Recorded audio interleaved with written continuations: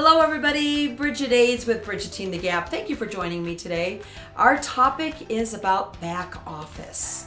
Being an entrepreneur, doing what you love, you go home and you go, oh God, I have all this back office paperwork stuff to do. How do I do it? Where do I start?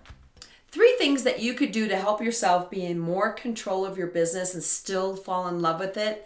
I'm going to tell you a little story about a friend of mine who became one of my clients. He's an electrician.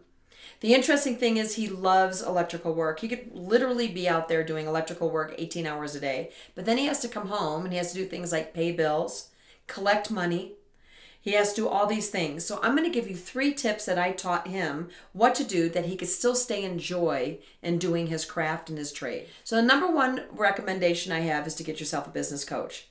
Not necessarily a consultant. I'm a consultant, but I would recommend a business coach. Business coaches can take a look at your habits and figure out exactly where it is that you might be dropping the ball. You might be spending too much time here. You're not spending enough time there. So I would really recommend a business coach. Everybody should have a business coach. They will see things in yourself that you don't even recognize. They see the beautiful things in yourself, and they also see the areas that they can help improve. So number 1, definitely a business coach. Number 2, I would recommend a mentor.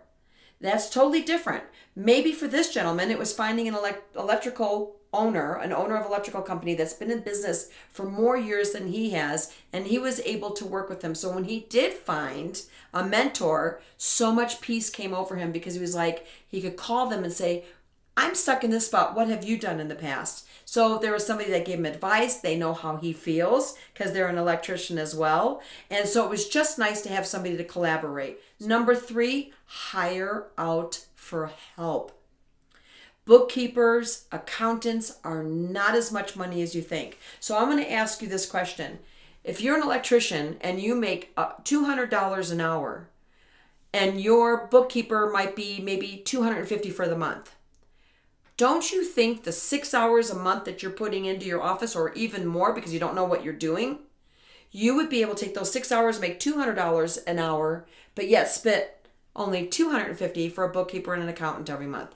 I don't know if that's what the cost would be, but thinking logically, hire out for the things you don't like to do. You went into business to do the things that you love, like my friend who's the electrician, and truly he loves electrical work, but he hated to run his business. So the best thing for you to do is number 1, get a coach. Number 2, get a mentor. Number 3, hire out. Not necessarily in those orders, but that's what will take somebody who loves what they do and keep them in business for 25 years or more. Thanks for watching today. I'm Bridget Aids. If you would do me a great big favor and click the subscribe button, also the bell, and you can learn a little bit more about me on the link below. Thanks for joining me, and make this the best day ever.